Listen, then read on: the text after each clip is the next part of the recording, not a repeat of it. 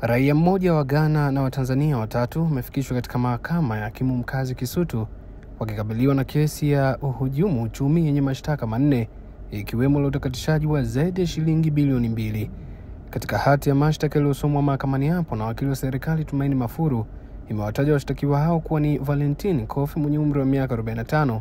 raia wa Ghana anayeishi Mikocheni; Patrick Tarimo mwenye umri wa miaka 34, mkazi wa Kibaha; Aisha Kagashe mwenye umri wa miaka 40 anayeishi Sinza; na Aidan Msuya mwenye umri wa miaka 46, mkazi wa Mikocheni. Washtakiwa hao ambao wamesomewa mashtaka yao mbele ya hakimu mkazi mwandamizi Geoffrey Mwini katika shtaka la kwanza, wanadaiwa kutenda kosa la kuongoza genge la uhalifu kati ya Septemba mosi ya mwaka 2021 na Oktoba 25 ya mwaka 2021 huko katika maeneo ya Arusha na Dar es Salaam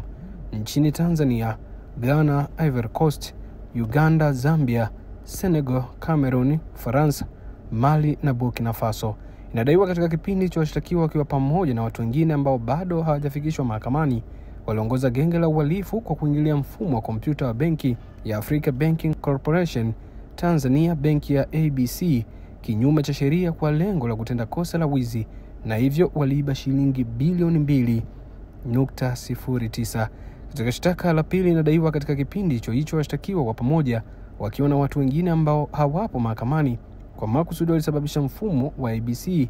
kuingiliwa na akaunti ya Visa ya malipo ya awali, prepaid Visa, ipokee malipo ya shilingi bilioni 3. Wakili Mafuru ameendelea kudai kuwa katika tarehe hizo na mahali hapo washtakiwa waliiba shilingi bilioni 2 kwa njia ya kuzitoa kupitia mfumo wa kadi ya Visa ya malipo ya awali, prepaid Visa, kutoka kwenye utambulisho wa benki ya namba BIN 486054 ikiwa ni mali ya benki hiyo. Washtakiwa pia wanakabiliwa na shtaka la utakatishaji wa fedha ambapo wanadaiwa kujipatia kiasi cha fedha hizo zaidi ya shilingi bilioni 2 mali ya benki hiyo, wakati wakijua kuwa fedha hizo ni zao la kosa tangulizi la wizi. Hata hivyo, washtakiwa kutakiwa kujibu chochote mahakamani hapo kwa kuwa mahakama hiyo haina mamlaka ya kusikiliza kesi za uhujumu uchumi. Kwa mujibu wa upande wa mashtaka ni kwamba upelelezi wa kesi hiyo bado haujakamilika na washtakiwa wamerudishwa korokoroni hadi Machi 26 mwaka huu, kesi hiyo itakapoitishwa tena kwa ajili ya kutajwa.